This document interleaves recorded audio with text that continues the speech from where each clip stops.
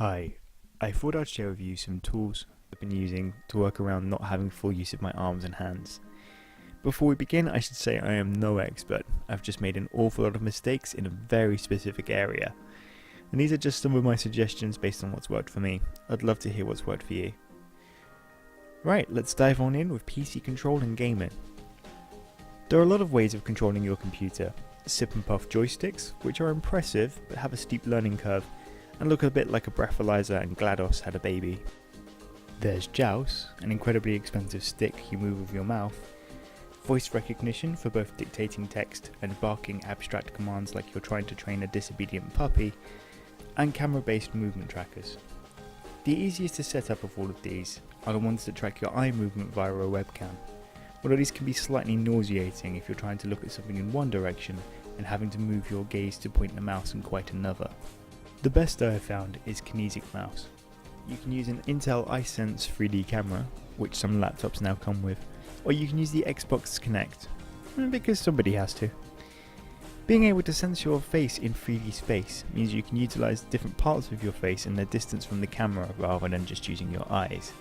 This opens up a ton of options for movements, meaning you are almost certain to find an action you can comfortably and easily repeat to perform any particular task. If anyone's seen me dancing, you'll know I'm a fan of the low energy repeatable action. This software recognizes rotation, tilt, your mouth, your eyes, your jaw, cheeks, and I dare say some other body parts.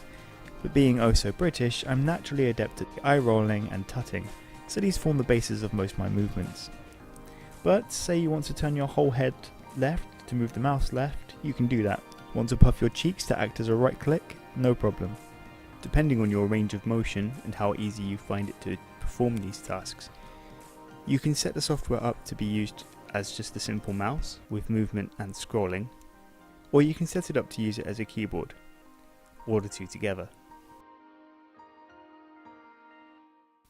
Next we have VoiceBot.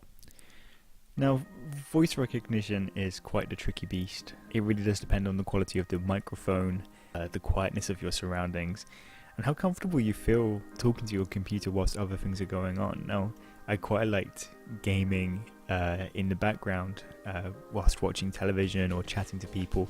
You can't really do that whilst having the voice recognition enabled. VoiceBot comes with a whole host of pre-made configurations that you can just download. So someone somewhere's probably made a list of commands for your game or your app, and you can sort of dive on in without having to worry too much. In terms of customization, phenomenal. You can trigger all sorts of things, again like the camera ones. You can say about whether you want to just strike a key, hold and release a key, whether you want to join in extra scripts, whether you want to launch a particular program. Really phenomenal stuff.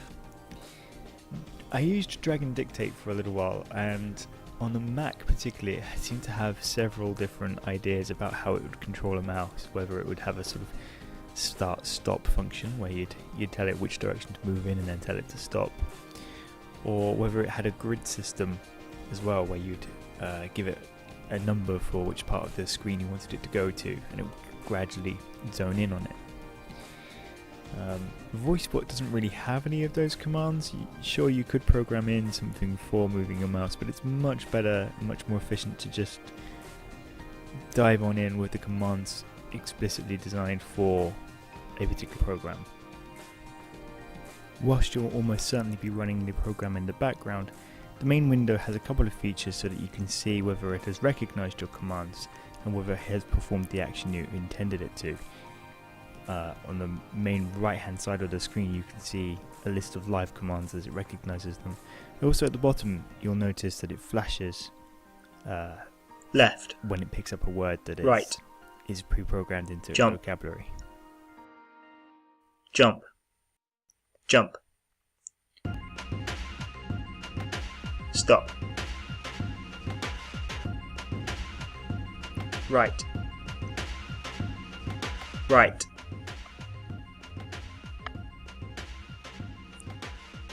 jump,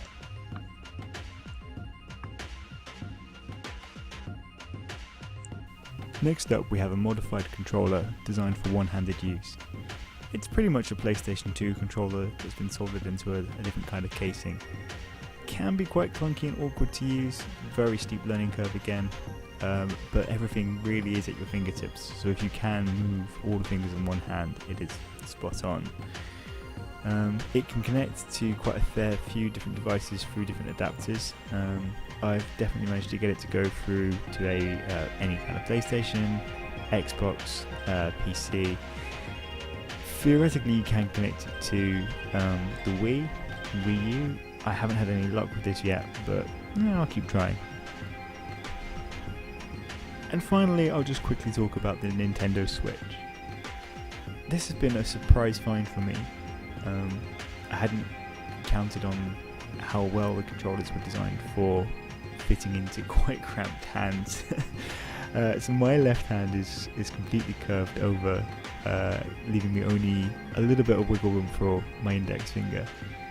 But it is just enough to hold and grip the controller, which can be paired to pretty much any Bluetooth device. Again, I haven't tried with the Wii or Wii U yet, but certainly for controlling PC, it's been pretty damn good.